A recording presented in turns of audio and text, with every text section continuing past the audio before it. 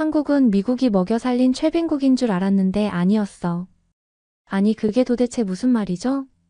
거기다 미국을 싫어한다는 잘못된 편견도 틀렸다는 것을 알았죠. 혹시 한국에서 뇌물 받으신 건 아닌가요? 미국인이 한국을 여행한 후 가장 놀라는 점이 한 가지 있습니다. 그것은 바로 한국인이 미국인을 적대시하거나 미워하지 않는다는 점입니다. 사실 이건 너무나 당연한 일인데요. 우리는 과거의 신탁통치와 한미동맹을 빌미로 방위비를 무한정 인상하려는 것에 대해 부정으로 일관하고 있는 미국 정부를 싫어하는 것일 뿐. 한국을 좋아해서 여행 오는 미국인을 싫어하는 것은 아닙니다. 오늘 소개해드릴 사연은 직장 때문에 한국에서 이민 생활을 하고 있는 미국 가족의 경험담입니다. 미국 여성은 한국 여행 중 자녀가 큰 사고를 치게 되면서 엄청난 모욕이 있을 거라는 예상을 했다고 하는데요. 그런데 오히려 미국보다 상냥했던 한국인들의 태도 때문에 아주 큰 감동을 했다고 합니다. 과연 그들에게는 무슨 일이 있었던 걸까요? 미국인 가족의 사연입니다. 감동 시작 애청자 여러분. 영상 시작 전 좋아요와 불우이웃을 위해 끝까지 시청 부탁드립니다. 안녕하세요. 저는 미국인으로 로스앤젤레스에서 살다 최근 한국에서 살고 있는 제시카 로렌츠입니다. 사실 한국에 오기까지 많은 걱정이 있었어요. 교육열이 상당히 높은 미국은 어릴 때부터 한국에 대한 인식이 좋지 못해요. 아주 오래전부터 서로에게 많은 영향을 주었다고 배웠죠. 그런 역사적 사실 때문에 한국 사람들은 미국 사람들을 아주 싫어한다고 배웠어요. 학교나 방송에서는 그렇게 가르쳐 오고 있었거든요. 하지만 제가 배웠던 게 사실이 아닐 수 있다는 걸 알게 된 건 대학교 때였습니다. 한국 사람들이 미국을 싫어하는 진짜 이유는 미국 정부 때문이었죠. 그때 알게 된 게 바로 지금의 남편이에요. 남편은 대학교 동기로 저와 같이 동호회 활동을 하며 다양한 정보를 접하는 중 미국과 한국의 현실을 알게 된 거죠. 한참 동안 토론도 하고 많은 이야기를 나누며 밤을 새우기도 했어요. 그래서 남편과 저는 미국이 한국에 어떤 잘못을 했는지도 보통의 미국인들보다 더 잘 알고 있었죠. 그래서 한국인들이 미국인을 싫어하는 이유를 납득할 수밖에 없었어요. 하지만 슬프게도 그건 제가 어떻게 할 수 있는 부분이 아니더군요. 무언가 잘못된 것 같다는 느낌을 받았지만 이미 그 문제는 정부만이 해결할 수 있을 정도로 일반인의 손을 떠나버렸거든요. 그래서 당시 저희의 토론은 언제나 결론을 맺지 못하고 끝나고는 했습니다. 하지만 불같았던 그런 관심도 어느 순간 사라지더군요. 졸업을 위해 학점을 관리해야 했고 경쟁이 치열한 취업문을 뚫기 위해 현실로 돌아와야 했으니까요. 제가 살고 있는 미국 내에선 그런 감정은 크게 중요하지 않기에 한동안 잊고 살았죠. 그 시간 동안 남편과 결혼했고 예쁜 딸 페리스 포바니엘도 낳았어요. 단란한 가족을 꾸리며 작고 소소한 일상을 보내며 평범한 하루를 살고 있었습니다. 그러던 어느 날 남편이 할 말이 있다고 페리스 포바니엘이 잠들면 이야기를 해야 할 것 같다고 말을 해서 저는 당황했어요. 하는 대로 많은 대화를 나누는 부부라 이렇게 따로 할 이야기가 있다며 이야기한 건 처음이기 때문이죠.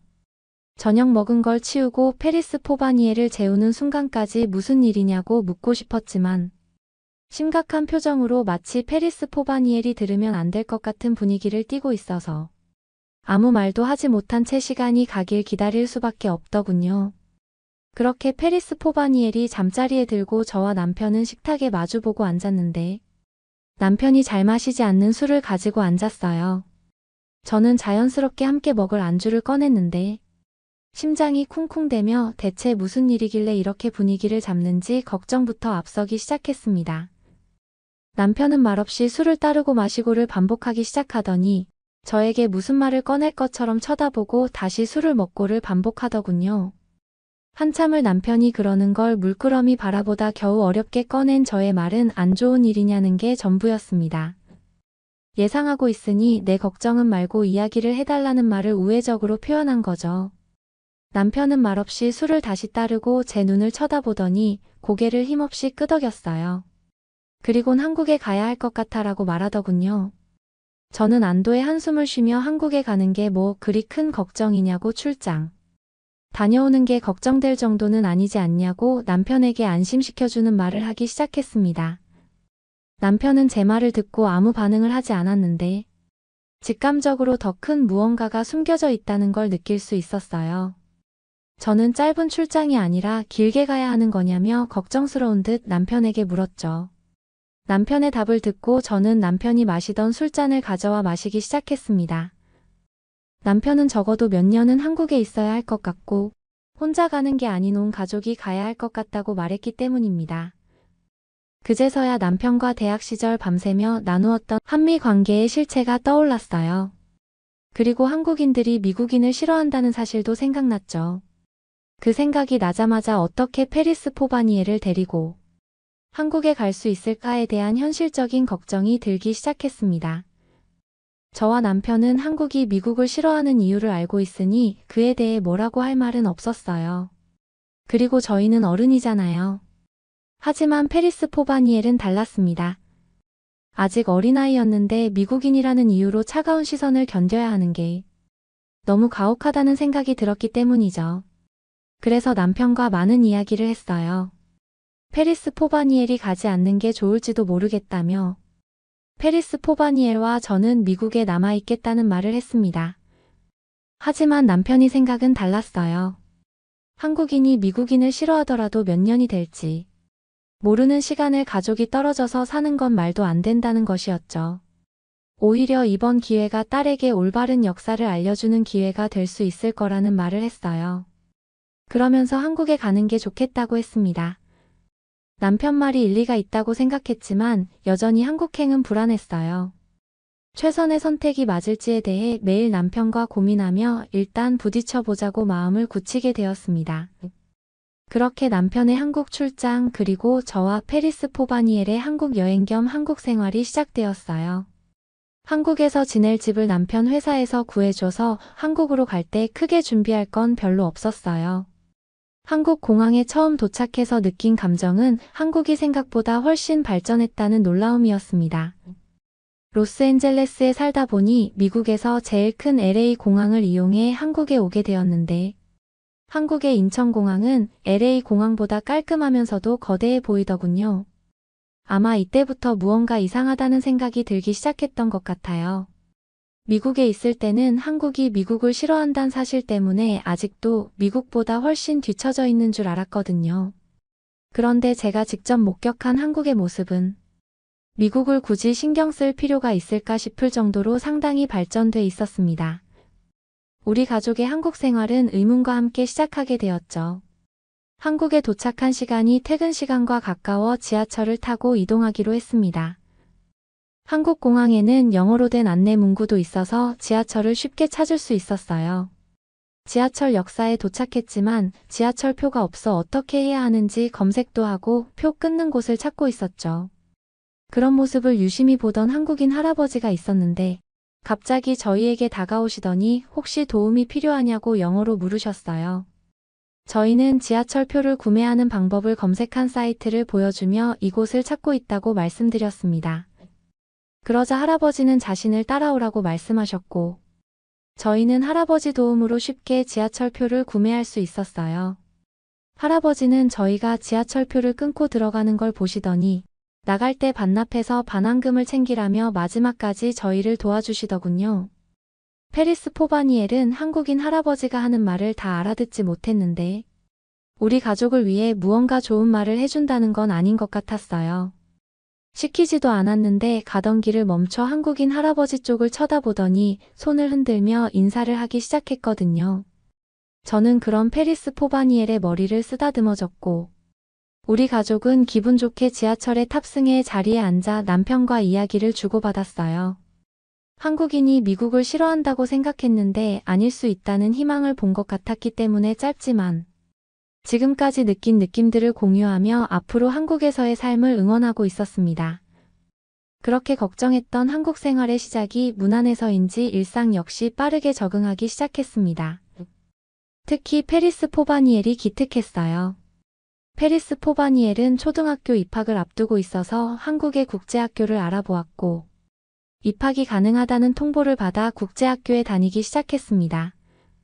국제학교에는 미국과 한국 이외에도 다양한 국적으로 이루어진 아이들이 있었어요. 그래서 페리스 포바니엘이 잘 지낼 수 있을지가 항상 걱정이었죠. 하지만 저와 남편의 걱정과 다르게 페리스 포바니엘은 다양한 국적 아이들과 잘 지냈는데 가장 친한 친구가 누구냐고 물으면 한국인 친구 이름이 나오더군요. 정말 의외였지만 다행이라는 생각이 들었습니다. 미국에서 별다르게 영어 공부를 시킨 적 없고 남편의 한국 출장이 결정되면서 기본적인 의사소통을 위해 영어를 알려주기 시작해 영어가 서툰 페리스 포바니엘이었어요. 친구들과 소통을 하기 위해 영어와 영어, 그리고 알려주지 않은 한국어까지 섞어가며 의사소통을 하려는 모습이 정말 예쁘게 보이더군요. 걱정했던 것보다 페리스 포바니엘은 적응을 너무 잘하고 있었고 생각했던 것보다 사교적인 페리스 포바니엘 모습에 한국에 온 게 어쩌면 잘된 일이 아닐까 하는 생각도 하며 걱정했던 우려와 다르게 우리 가족은 모두 한국에 잘 적응하고 있었습니다. 남편은 직장을 다니고 있어서 출퇴근 시간이 정해져 있었지만 저는 온전히 페리스 포바니엘 육아를 전담하고 있어서 상대적으로 평일 낮에 시간이 많았어요. 페리스 포바니엘 역시 국제학교를 다니고 있어도 저학년으로 학교가 일찍 끝나서 학교가 끝난 이후에는 페리스 포바니엘과 손을 잡고 시내를 관광하며 즐거운 시간을 보냈죠. 복잡하지 않았고 생각했던 것보다 한국 사람들은 다른 사람들에게 관심이 없어 관광하는데 큰 불편함이 없었어요. 그러다 어느 날 페리스 포바니엘이 만화박물관에 가고 싶다고 해 시내에 나갔던 날이었습니다. 분명 알아봤을 땐 지하철역을 나와 직진하는 것으로 알고 있었어요. 그래서 한참 주위를 살피며 걸었는데 전혀 다른 곳이 나왔죠. 다시 뒤돌아 지하철역으로 갔고 출구 번호를 확인하고 다시 걸었는데 아까와 똑같은 곳으로 제가 찾아왔던 길이 틀렸는지 도무지 만화박물관을 찾을 수 없었어요.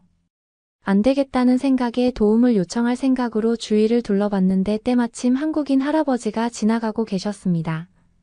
한국에 처음 도착했던 날 도움을 주셨던 게 한국인 할아버지라는 생각에 오히려 안도의 한숨이 나왔어요. 당연히 도와주신다는 생각이 저도 모르게 들더군요. 그래서 그 할아버지를 붙들고 제가 가고 싶은 목적지를 말했어요. 할아버지는 들으시더니 위치를 옮긴 지 얼마 되지 않았고 아마 제가 찾아본 정보는 그 전에 올린 것 같다고 친절하게 설명해 주셨습니다.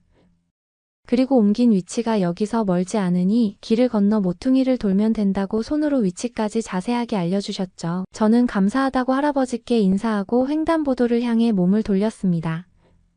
그런데 바로 그 찰나 페리스 포바니엘이 저와 붙잡은 손을 뿌리치더니 횡단보도를 향해 뛰기 시작했어요. 길을 건너면 된다는 소리에 뛰기 시작하는 페리스 포바니엘에게 멈추라고 소리쳤지만 이미 페리스 포바니엘은 제 소리를 듣지 못하고 빨간불인데 건너려고 도로에 발을 딛기 시작했습니다. 그때였어요. 끼익거리는 소리가 들리며 승용차가 페리스 포바니엘 바로 앞에서 긴급하게 멈추더군요. 다행히 페리스 포바니엘을 발견하고 급하게 멈추는 차 덕분에 연달아 뒤에 차도 멈추는 소리들이 들렸어요. 그제서야 페리스 포바니엘이 다치지 않았다는 사실에 안도하며 페리스 포바니엘에게 저는 뛰어갔고 페리스 포바니엘은 놀랐는지 그 자리에 앉아 울기 시작했습니다. 당황한 운전자도 차에서 내려 아이에게 다가갔고 저 역시 페리스 포바니엘에게 다가가면서 속으로 상당히 긴장했어요. 미국에선 이렇게 아이 문제로 위험한 상황이 생기면 상대방에게 호되게 혼나고 멈춘 차량에 운전자들이 내려 다들 한마디씩 욕을 하고 지나가거든요. 그동안 도로 한편에서 죄송하다고 고개를 숙이고 있어야 하죠. 그런 상황은 미국에서도 익숙하니까 그럴 수 있다고 생각하는데 여긴 미국이 아니라 한국이었어요. 더군다나 저는 한국인이 아니라 미국인이라 얼마나 심한 욕을 들어야 할까? 긴장감에 눈물이 쏟아질 것 같았습니다. 그런데 차에서 내린 한국인은 페리스 포바니엘에게 다가가자마자 페리스 포바니엘의 무릎을 살폈어요. 차가 급정거로 정차하면서 큰 소리를 냈는데 그 소리에 페리스 포바니엘이 넘어지는 걸 보았는지 무릎이 까지지 않았을까? 걱정한 거죠. 저는 운전자는 저에게 죄송하다고 연신 고개를 숙이며 말했어요. 놀랬을 페리스 포바니엘을 일으켜 세우고 페리스 포바니엘에게도 운전자에게 죄송하다는 말을 하라고 시켰습니다. 그때 제 심정은 어떻게든 한국인들을 진정시키고 더 큰 일로 번지지 않길 바라는 간절한 마음 하나뿐이었어요. 연신 고개를 숙이고 죄송하다는 말을 하고 있는데 갑자기 할아버지 목소리로 죄송하다는 말이 들렸어요. 고개를 돌려 뒤를 바라보니 좀 전에 제가 길을 물어봐 길을 알려주셨던 할아버지였어요. 제 뒤를 따라오셨는지 페리스 포바니에라 저에게 괜찮냐고 짧게 물으시곤 운전자를 향해 연신 죄송하다고 말씀하기 시작했죠. 운전자는 당황했지만 다치지 않았으니 괜찮다고 말했어요. 뒤에 차들이 무슨 일이 났는지 몰라 빵빵거렸지만 이내 다른 차선으로 빠져나가기 시작했고 상황은 생각보다 아무 일 없다는 듯 빠르게 정리되더군요.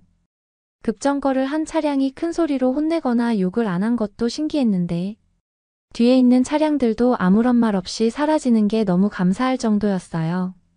모든 차들이 다 정리되고 페리스 포바니엘 그리고 할아버지는 다시 인도 위로 올라왔습니다. 할아버지는 주머니에서 사탕 하나를 꺼내셨어요.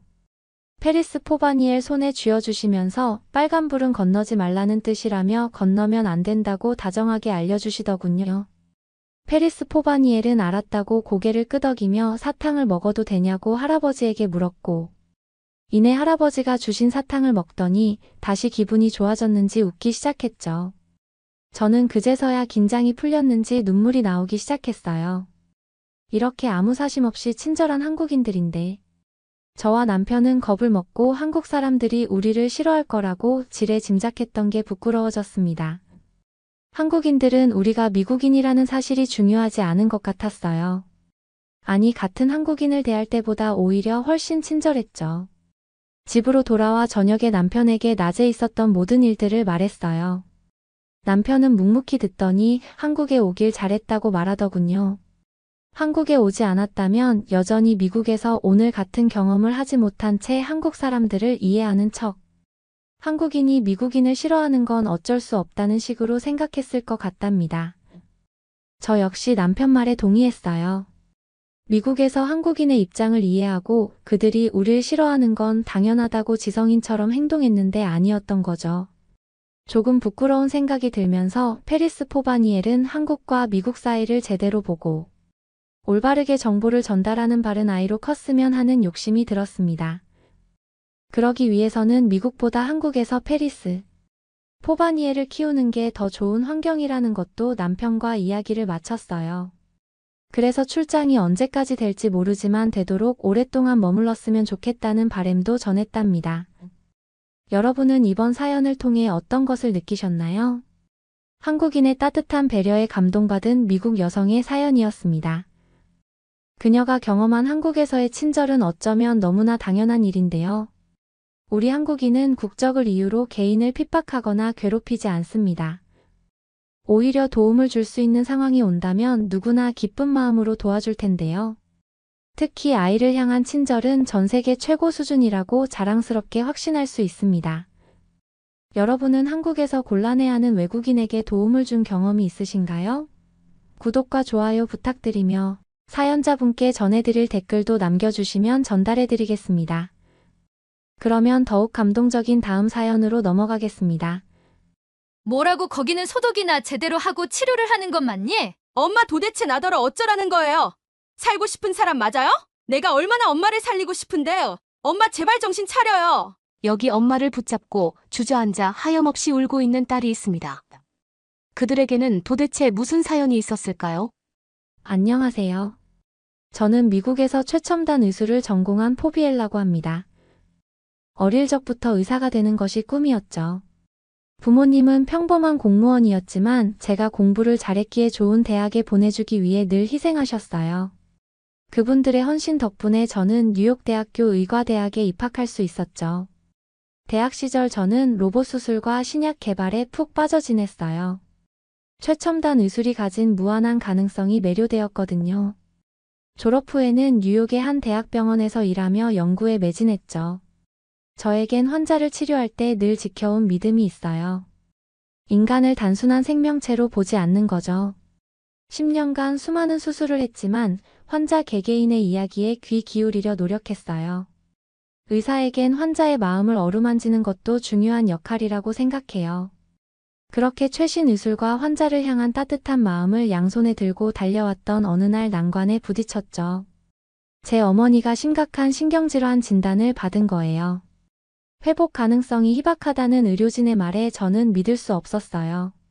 난 세계 최고 수준의 의사인데 어째서 엄마는 고칠 수 없다는 말인가? 그렇게 깊은 절망에 빠져 있던 미국에서의 어느 날이었어요. 저는 연단에 올라 수백 명의 최고의 의료계 인사들이 모인 이권이 있는 의료기술 컨퍼런스장을 바라보았습니다. 말을 시작하려고 숨을 깊게 들이쉬면서 자부심에 가슴이 부풀어 올랐어요. 저는 포비엘 박사입니다. 특히 수술용 로봇과 최신 제약 치료 분야에서 저는 상당한 명성을 얻었죠. 교수이자 연구원으로서 이 자리에 오르기까지 열심히 노력했어요. 그리고 이제 저는 기다려온 청중들 앞에서 제 최신 연구 결과를 발표하려 합니다. 매우 중요한 순간이었죠. 저는 목을 가다듬고 시작했습니다.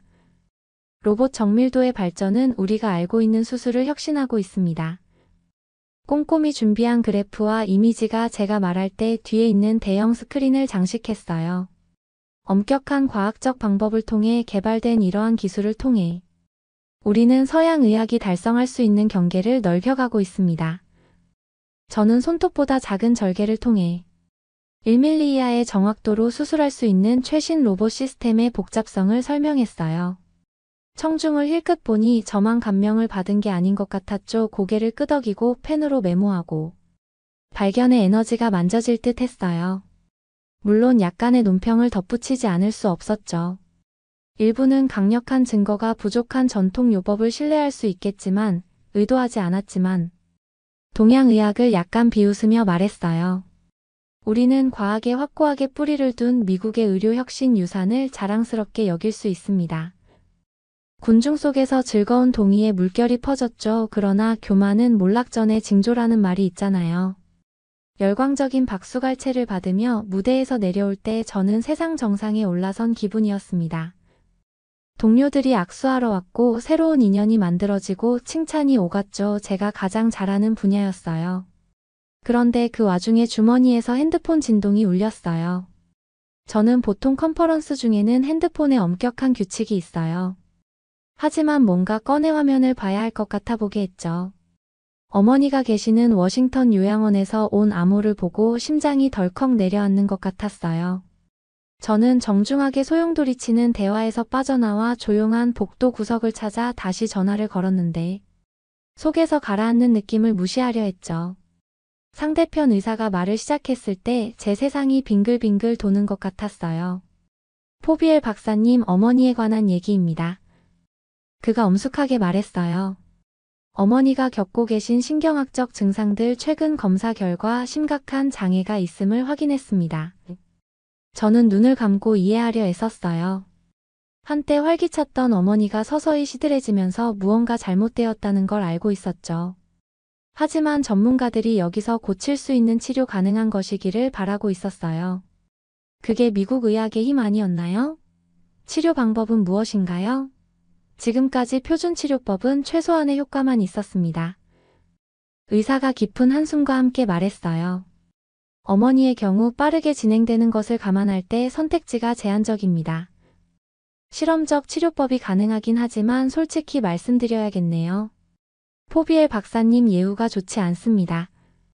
저는 무감각하게 그에게 감사의 인사를 하고 귀에서 전화기를 내렸어요.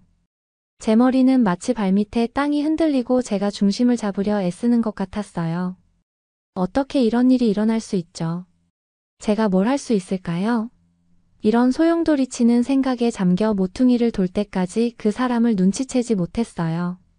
아, 죄송합니다. 제가 놀라서 소리쳤어요. 제가 죄송하네요. 그가 친절한 미소로 말했어요. 그러나 그의 표정이 걱정스러운 표정으로 바뀌었죠. 괜찮으신가요? 걱정스러워 보이시는데요. 잠시 망설였어요. 먼저 떨쳐버리고 전문가다운 침착함을 유지하려는 본능이었죠. 하지만 그의 부드럽고 진실된 태도가 저를 멈추게 했어요. 그리고 갑자기 이야기를 쏟아내고 있었죠. 제 어머니 때문이에요. 저는 제 목소리의 떨림에 놀라며 설명했어요. 어머니가 많이 아프세요. 여기 미국의 의사들은 별다른 답이 없어 보여요.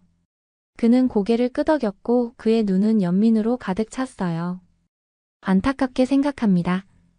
얼마나 힘드실지 상상이 되네요. 그가 손을 내밀었어요. 제 이름은 정철현 박사입니다. 저는 원래 한국 출신 종양학자예요. 지금은 여기 뉴욕에서 일하고 있죠. 저는 그의 손을 흔들며 미소를 지으려 애썼어요. 포비엘 박사입니다. 상황에도 불구하고 만나서 반갑습니다. 그때 정철현 박사가 저를 놀라게 하는 말을 했어요. 오늘 오후에 당신의 상황을 감안할 때 참석할 만한 발표가 있어요. 그가 생각에 잠겨 턱을 문질렀어요.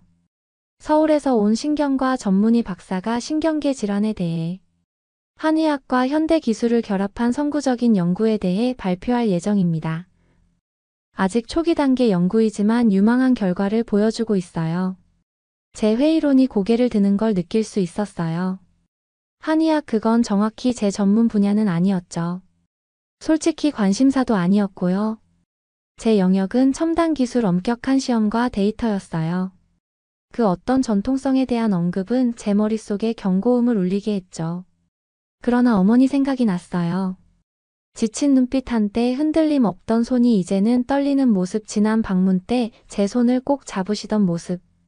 도와달라는 무언의 호소, 아무리 터무니없어 보여도 어떤 가능성도 무시할 수 있을까요? 저는 깊게 숨을 내쉬고 고개를 끄덕일 수 있었어요. 제안 감사드립니다. 정철현 박사님, 아마도 저도 참석해봐야겠네요. 우리가 헤어질 때 정철현 박사는 격려의 미소를 지었어요. 시계를 흘끗 봤어요. 발표는 몇 분 뒤에 비올에서 시작될 예정이었죠. 서두른다면 아직 맞출 수 있었어요. 어깨를 폈고 결심을 모았어요. 그리고 복도를 향해 걷기 시작했죠. 박준서 박사가 연단에 오르고 불이 어두워지기 시작할 때 저는 홀 뒤쪽으로 또렷이 들어갔어요. 그는 친절한 얼굴을 한 중년 남성이었고 조용한 자신감이 느껴졌어요. 그가 말을 시작했을 때 그의 억양 있는 영어가 또렷이 울렸고 저는 좌석에서 앞으로 기울이며 노트에 펜을 들었어요. 회의적일지 모르지만 공정한 청취를 하기로 마음먹었죠. 어머니를 위해서라도 그래야 했어요. 개방적인 마음을 갖고 메모를 끄적이며 앉아있는 동안 잘 모르긴 했지만 변화의 바퀴는 이미 움직이고 있었어요. 분비는 강의실에서 이 눈에 띄지 않는 발표가 우리가 상상할 수 있는 것 이상의 무언가로 자랄 아이디어의 씨앗을 심고 있었던 거죠. 박 박사의 발표 후 제 머리는 혼란스러웠어요. 그의 말이 계속 머릿속에서 메아리 쳤고 제가 의학에 대해 알고 있다고 생각한 모든 것에 의문을 품게 만들었죠. 항상 서양 의학이 선진 기술과 엄격한 과학적 방법론으로 질병을 치료하는 최선의 방법이라고 믿었거든요. 하지만 이제 그렇게 확신하지 못하겠더라고요. 생각을 정리하고 복잡한 감정을 추스를 시간이 필요했어요. 강의실을 나와 뉴욕의 따뜻한 햇살 아래 조용한 곳에 앉았죠. 지나가는 사람들을 보며 모두 자신만의 삶과 문제에 집중하고 있다는 걸 깨달았어요. 저도 마찬가지였고요. 핸드폰을 꺼내 오랫동안 바라보았어요. 어머니의 얼굴이 더 행복했던 시절의 사진으로 저를 향해 미소 짓고 있었죠. 너무나 활기차고 생기 넘쳐 보였어요. 요양원에서 마지막으로 뵀던 쇠약하고 지친 모습과 연결짓기 힘들 정도였죠. 의사와 나눴던 대화, 암울한 예후를 떠올렸어요. 지금까지 시도한 치료법은 효과가 없었어요. 상태는 나빠지고 있었고 선택지도 점점 줄어들고 있었죠. 희망도 함께 사라지는 것 같았고요. 박준서 박사와 그의 연구가 머리를 떠나지 않았어요. 전통 한의학과 현대 기술을 접목하는 방식, 그리고 그 결과 놀라운 호전을 보인 환자들의 사례까지. 이것이 어머니에게 희망이 될 수 있지 않을까요? 하지만 어머니께 이런 생각을 말씀드리기가 조심스러웠어요. 어머니는 평생 서양 의학만을 신뢰해 오셨거든요. 그런 어머니께 한의학을 권한다는 게 쉽지 않은 결정이었죠. 마음을 굳게 먹고 어머니께 전화를 걸었어요. 포비엘이야, 무슨 일이니? 어머니의 목소리에는 언제나 따스함이 묻어났어요. 엄마, 제가 이번 학회에서 흥미로운 발표를 들었어요. 한의학과 현대의학을 접목한 새로운 치료법에 대한 거였는데 포비엘이야, 어머니가 말씀을 끊으셨어요. 우리 가족은 대대로 서양의학을 신뢰해 왔어. 우리가 지금까지 해온 대로 하는 게 최선이란다. 하지만 엄마, 저는 목소리를 높였어요. 이 연구 결과는 정말 획기적이에요. 한번 고려해 볼 만하다고요. 내가 의사라는 건 알지만 엄마는 아직도 널 믿기 힘들구나. 전통의학이라니. 어떻게 그런 건 믿을 수 있니? 엄마가 편견에 사로잡혀 계신 거예요. 이건 그냥 근거 없는 민간요법이 아니라고요. 제발 마지막으로 제 말 좀 들어보세요. 포비엘 그만하렴. 엄마는 이미 결정했다. 한의학 같은 건 고려할 생각도 없어 전화를 끊고 좌절감에 휩싸였어요. 분통이 터졌지만 포기할 수는 없었죠. 저는 제가 옳다는 걸 알고 있었으니까요. 어떻게든 어머니를 설득해야만 했어요. 다음 날 저는 어머니 댁으로 찾아갔어요. 문을 열어주신 어머니의 얼굴에는 걱정이 가득했죠. 얘야, 어제는 엄마 제발 들어주세요.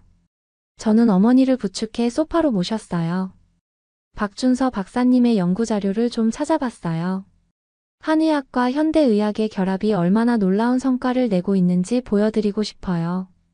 다음 30분 동안 저는 어머니께 자료들을 보여드리며 열심히 설명했어요. 처음에 어머니는 회의적이셨지만 점차 그 태도에 변화가 보이기 시작했죠. 이 환자분 사례 좀 보세요. 서양의학으로는 별다른 호전이 없으셨는데 한의학 치료를 병행하자 놀라운 회복세를 보이셨다고요. 엄마에게도 꼭 이런 희망이 있을 거예요. 어머니의 눈가에 눈물이 맺혔어요. 내 딸아, 엄마가 너무 고집을 부렸구나. 내가 이렇게 많은 걸 찾아보고 고민했는데. 엄마는 귀를 닫아버렸어. 미안해. 아니에요. 엄마 마음도 이해해요. 당연히 낯설고 두려우셨겠죠. 하지만 우리 적어도 가능성은 열어두는 게 어떨까요? 의사로서가 아니라 딸로서 간곡히 부탁드려요. 어머니는 한참을 말씀이 없으셨어요. 그러더니 이내 제 손을 꼭 잡으시더군요.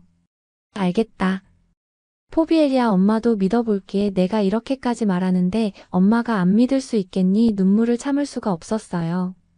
얼마나 기쁘고 감사한지요. 우리는 한참을 부둥켜 안고 울었어요. 싸우기도 했지만 결국은 서로를 이해하고 믿는 과정이었던 거죠. 그날부터 우리는 본격적으로 한국행 계획을 세우기 시작했어요. 박 박사님께 연락도 드리고 병원과 일정 조율도 시작했죠. 다음 몇 주는 정신없이 바빴어요. 박준서 박사의 연구와 한의학에 대해 찾을 수 있는 모든 것을 읽느라 시간 가는 줄 몰랐죠. 동료들과 지인들에게 연락해 정보와 지원을 모았고요. 비행기 안에서 어머니는 특별한 의료 지원을 받으셨어요. 박준서 박사님께서 미리 항공사에 연락하셔서 의료진을 배치해 주셨거든요. 간호사 한 분이 어머니 곁을 지키며 상태를 체크하고 필요한 약물을 투여했죠. 또한 산소 마스크와 모니터링 장비도 준비되어 있어서 어머니의 건강을 면밀히 살필 수 있었어요. 비행 중에는 어머니를 편안하게 모시기 위해 좌석을 완전히 눕힐 수 있는 비즈니스석으로 업그레이드했죠. 의료진의 도움으로 어머니는 편안한 자세로 충분한 휴식을 취하실 수 있었어요. 그분들의 세심한 보살핌 덕분에 장거리 비행에도 어머니의 컨디션은 안정적으로 유지될 수 있었죠. 인천국제공항에 도착하자마자 박 박사님께서 준비해 주신 응급 이송 차량이 우리를 기다리고 있었어요. 완전히 의료 장비를 갖춘 차량이었죠. 의료진들이 신속하게 어머니를 모시고 차에 탑승시켰고 차는 곧장 경희대학교 병원으로 향했어요. 박준서 박사님께서는 이송 과정 내내 어머니의 곁을 지키며 상태를 확인하셨죠. 병원에 도착하자 곧바로 준비된 병실로 어머니를 모셨어요. 이미 담당 의료진들이 대기하고 있었고 어머니는 철저한 검사와 함께 집중 치료를 받기 시작했죠. 최첨단 의료시설과 전문적인 의료진의 노력으로 어머니는 안정을 되찾아 가는 것 같았어요.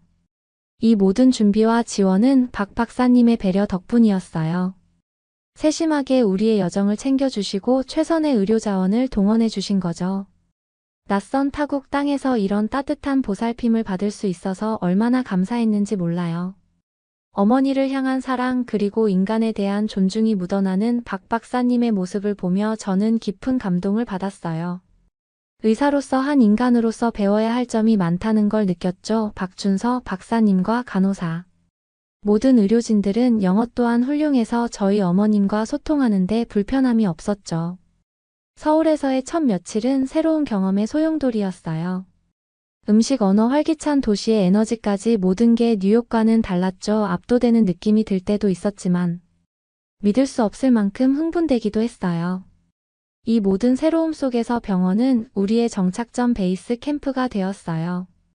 어머니께서 1년의 검사와 평가를 받는 동안 우리는 그곳에서 긴 시간을 보냈죠. 박준서 박사와 그의 팀은 철저했고 어머니의 상태를 이해하기 위해 모든 노력을 기울였어요. 저는 지켜보고 배웠죠. 그들의 접근 방식의 모든 디테일을 흡수하려 했었어요. 혀와 맥박 분석 같은 전통적 진단법을 현대 영상 기술과 함께 사용하는 방식 말이에요. 질병의 신체적 증상뿐만 아니라 기여할 수 있는 정서적 영적 요인까지 고려하는 점도 인상 깊었죠.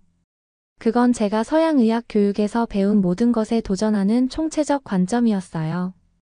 하지만 점점 더 보고 깨닫게 될수록 그 방식이 더 이해가 되기 시작했죠. 몸과 마음, 영혼은 상호 연결되어 있고 복잡한 방식으로 서로에게 영향을 미치고 있었어요. 진정으로 치유하기 위해서는 한 사람의 모든 측면을 다뤄야 했던 거예요. 의료 예약 사이사이에 박 박사는 우리를 한국 문화에 푹 빠뜨리는 걸 자신의 임무처럼 여기셨어요. 병원 한약과를 안내해 주셨는데 말린 식물과 뿌리가 가득한 유리병들이 무지갯빛으로 줄지어 있었죠. 음양, 오행, 경락을 통한 기 에너지의 흐름 등 한의학의 원리를 설명해 주셨고요. 처음에는 너무 생소하고 추상적으로 느껴졌어요. 그런데 듣고 배우면 배울수록 이 고대 의학 체계의 아름다움과 지혜를 발견하게 되더라고요. 건강과 질병을 이해하는 또 다른 언어, 또 다른 세계관이었죠. 그리고 저는 더 배우고 싶어졌어요. 또한 박 박사는 병원 밖의 세상도 우리에게 소개해 주셨어요. 활기찬 전통시장에 데려가 주셨는데 상인들은 신선한 해산물부터 수공예 도자기까지 없는 게 없이 팔고 있었죠. 식당에서 주문하는 법, 지하철 시스템을 탐색하는 법, 한국식으로 인사하고 절하는 법을 가르쳐 주셨어요. 그 과정에서 계속해서 한국 사람들의 따뜻함과 관대함에 감동받았어요. 어딜 가나 미소와 친절이 있었고 언어의 장벽에도 불구하고 기꺼이 도와주고 소통하려는 자세가 느껴졌죠. 이건 우리 모두를 이어주는 차이를 넘어선 인간 연결의 힘에 대한 교훈이었어요. 병원으로 돌아와서는 어머니의 치료 계획이 모습을 갖추기 시작했어요.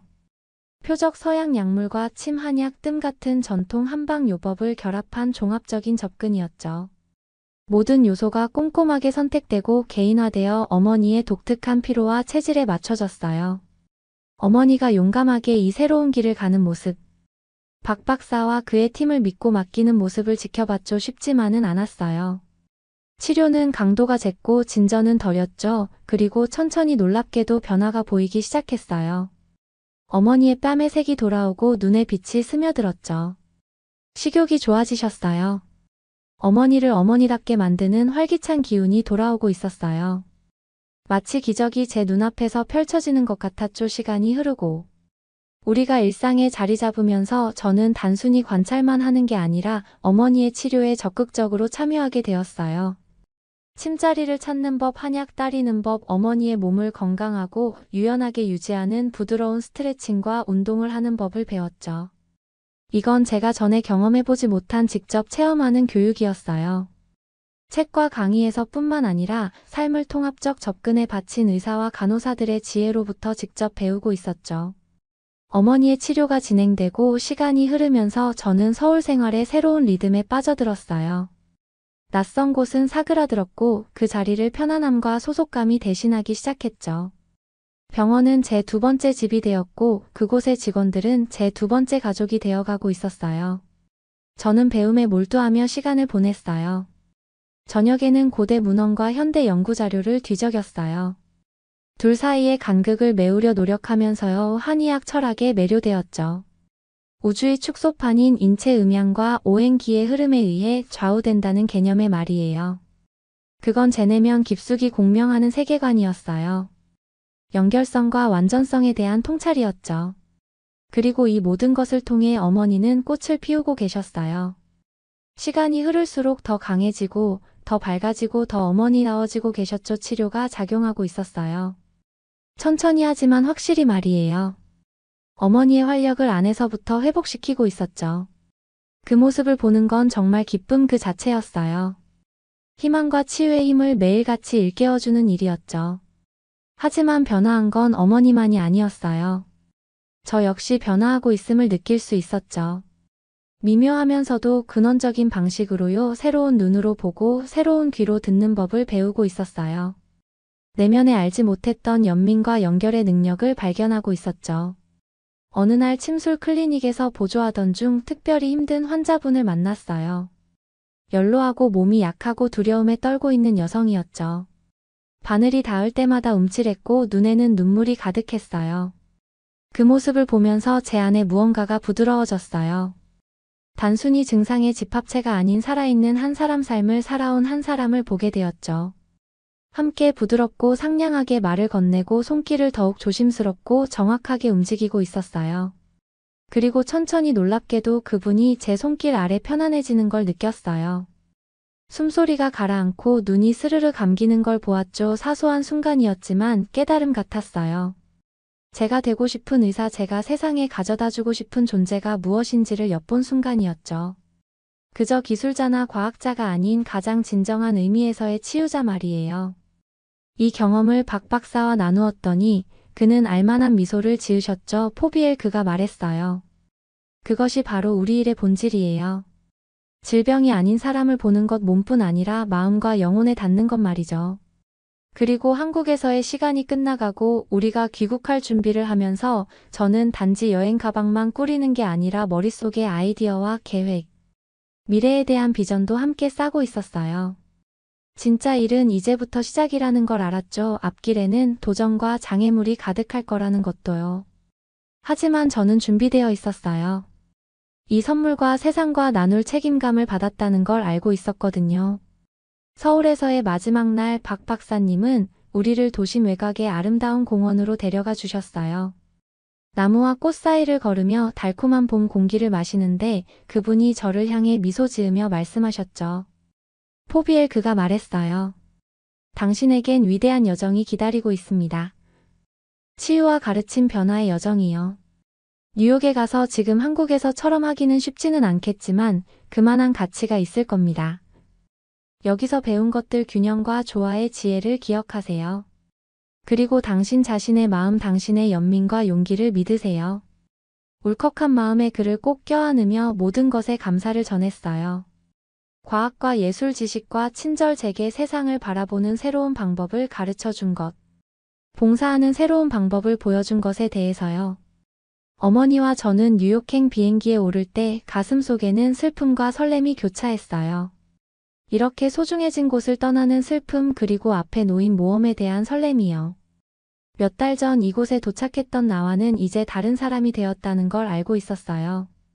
하지만 이게 끝이 아니라 시작이라는 것도 알고 있었죠. 한국에서 얻은 배움과 통찰은 계속해서 펼쳐지고 깊어질 거예요.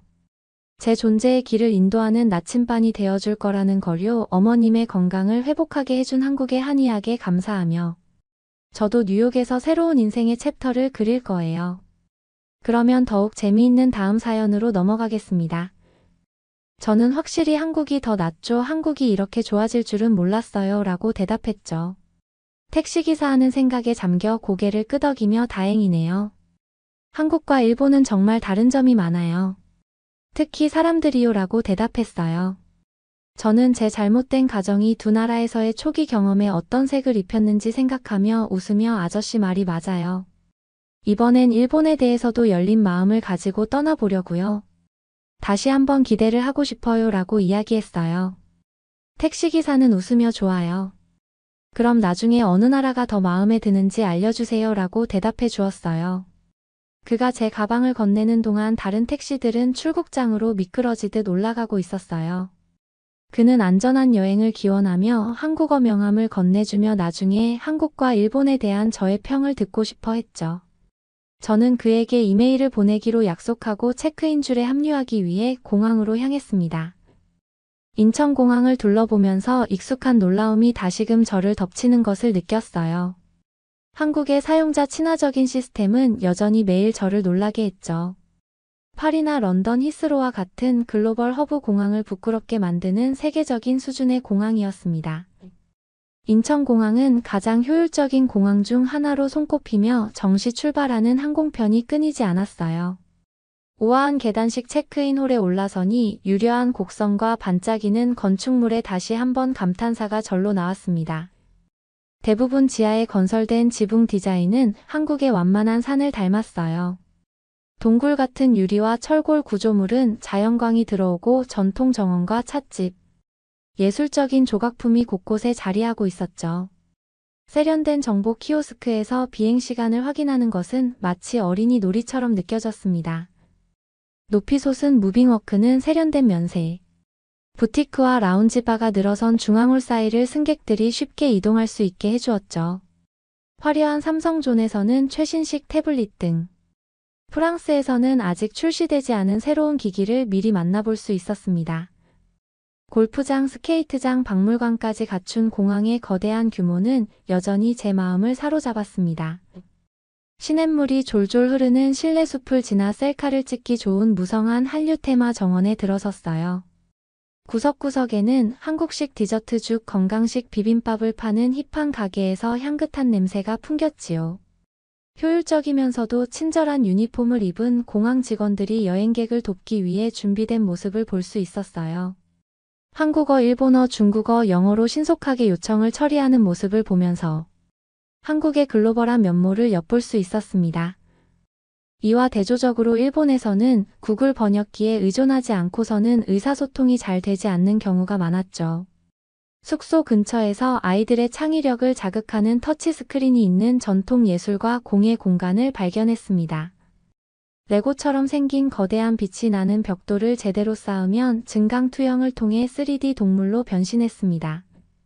세계의 다양성을 기념하는 다문화 체험존에서는 신이 난 아이들이 한복을 입어보고 연꽃 종이접기를 체험하고 있었어요. 비좁은 복도와 낡은 인테리어의 일본 공항과 비교하면 인천은 정말 발전한 느낌이 들었습니다.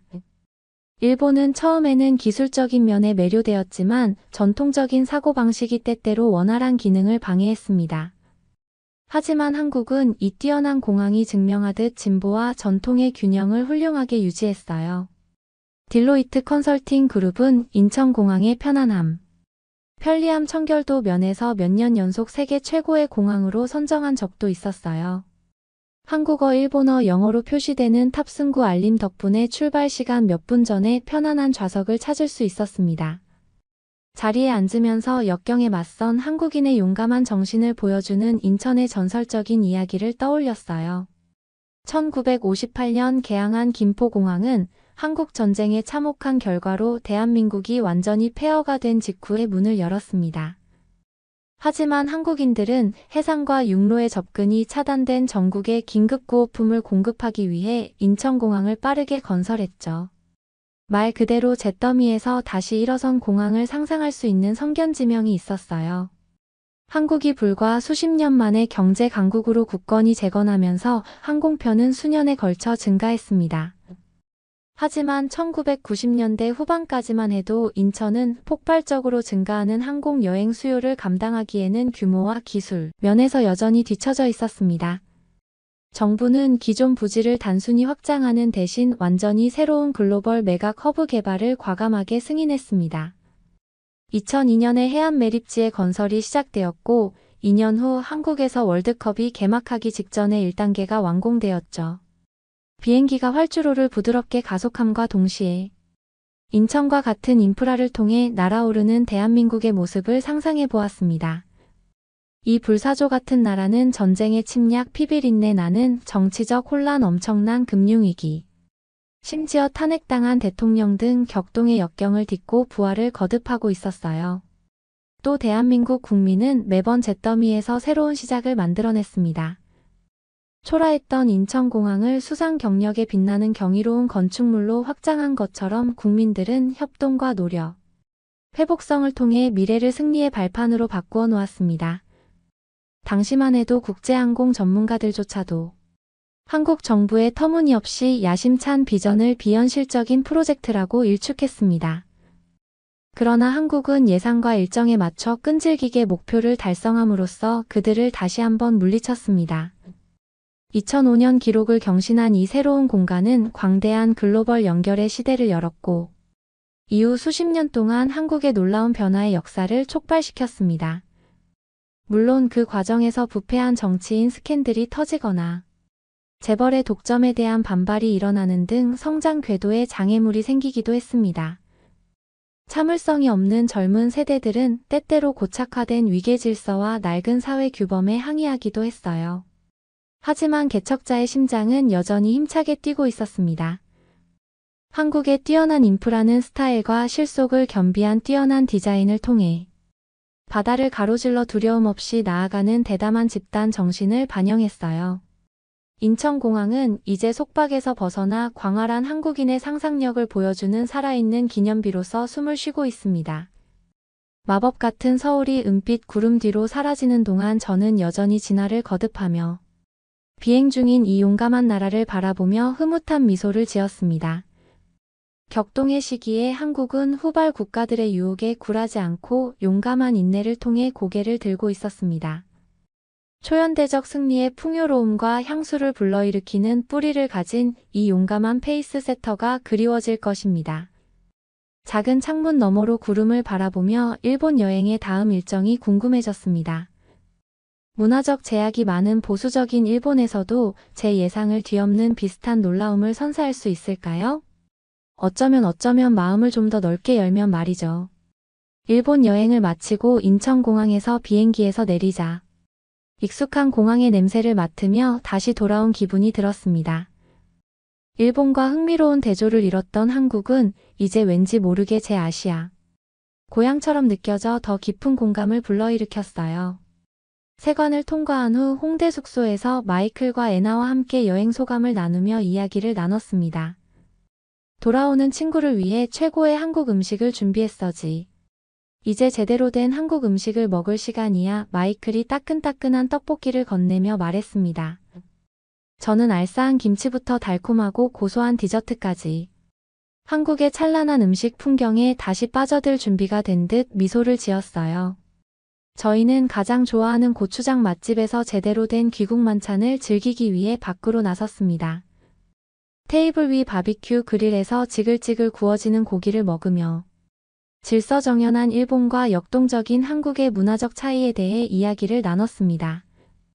이제 양국에 대해 베테랑인 저희는 소주잔을 기울이며 흥미로운 관찰을 주고받았죠. 애나는 일본에서는 엄격한 성 역할에 갇힌 느낌이 들었다고 말했고, 한국은 여성의 권리 강화 측면에서 더 진보적이라고 느꼈다고 말했습니다.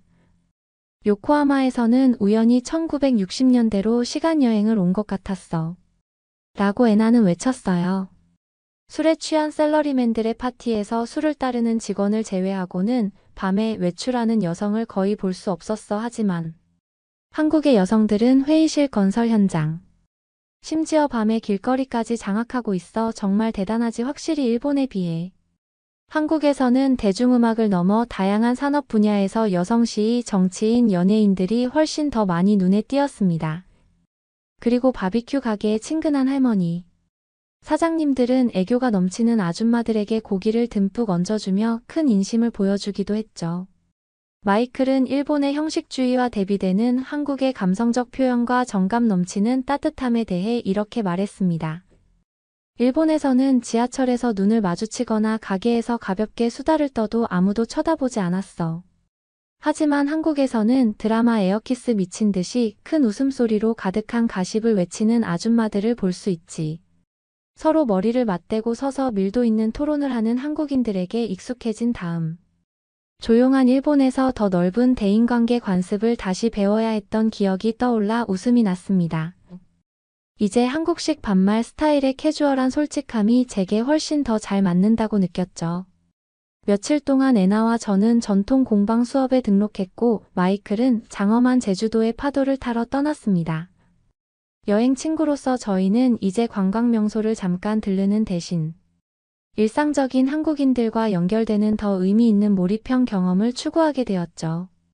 직물 노점이 빼곡히 들어선 남대문 시장의 좁은 골목길에서 한복 가게 주인이 천연 염료와 수제, 도장을 이용한 한지 공예 수업에 참여했습니다. 한지는 원래 한국의 최적의 습도에서 주로 자라는 귀한 당나무에서 나온다고 배웠죠.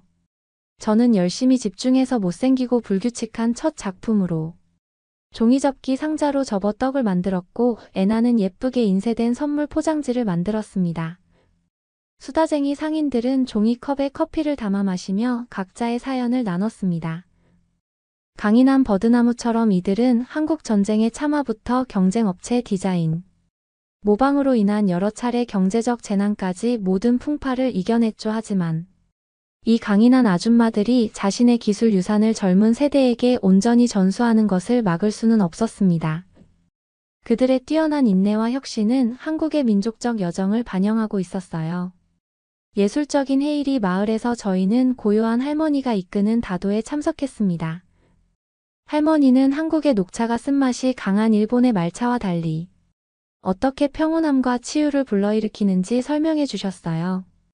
고즈넉한 대나무 오두막에서 저희는 할머니의 장인의 손놀림으로 차를 따르는 우아한 동작을 보며 명상하듯 어딘가에 빠져들었습니다. 볶은 쌀 향이 나는 보리차 티의 향긋한 향을 들이마시자 감각이 깨어났어요. 시적인 경험의 최면에 걸린 애나도 똑같이 최면에 걸린 것 같이 보였습니다. 북촌 한옥마을의 고풍스러운 우체국에서 저희는 만년필로 직접 편지를 쓰고 전통 우표로 봉투에 예쁘게 봉인했습니다. 진심이 담긴 연애편지를 보내니 디지털 소통에 비해 정겨운 낭만이 느껴졌습니다. 밖을 나오며 서울의 중심부에 밀집해 있는 600년 된 한옥들이 현대화를 위해 전통을 희생한 대부분의 아시아 수도들과 달리 전쟁과 재개발의 광풍 속에서도 기적적으로 살아남았다는 사실에 새삼 감탄했습니다. 늦은 밤 네온사인이 켜진 홍대의 젊음의 거리에서 저희는 숨겨진 지하바와 인디 아트 갤러리를 발견하며 시끌벅적한 골목길을 돌아다녔습니다. 어쿠스틱 포크와 감각적인 비트가 어우러진 언더그라운드 클럽에서 아일랜드 팀 휘슬러와 아프리카 젬베, 드러머로 구성된 귀여운 학생 밴드가 연주하는 것을 구경했죠. 수박 막걸리 칵테일을 나눠 마시며 강한 아프로 비트와 K-팝 리믹스가 어우러진 흥겨운 음악에 몸을 맡겼습니다. 축제 분위기에 휩싸인 저희는 멋진 할머니부터 열혈 청소년까지 모두 함께 어우러진 이 포용적인 예술 현장 속에서 세대 차이를 느낄 수 없었습니다. 여러분은 어떻게 보셨나요? 응원과 격려의 한마디씩을 댓글로 남겨주시기 바랍니다. 사연자분들에게 전달해드리겠습니다. 실제 사연 제보를 받고 있습니다. 채택되신 분께는 작은 선물도 보내드리고 있습니다. 저희의 사연이 여러분의 하루에 작은 힘이 될 수 있었으면 좋겠습니다. 감동적인 사연을 주변 분들과 이야기 나눠보세요. 더욱더 좋은 영상으로 다시 찾아뵙겠습니다.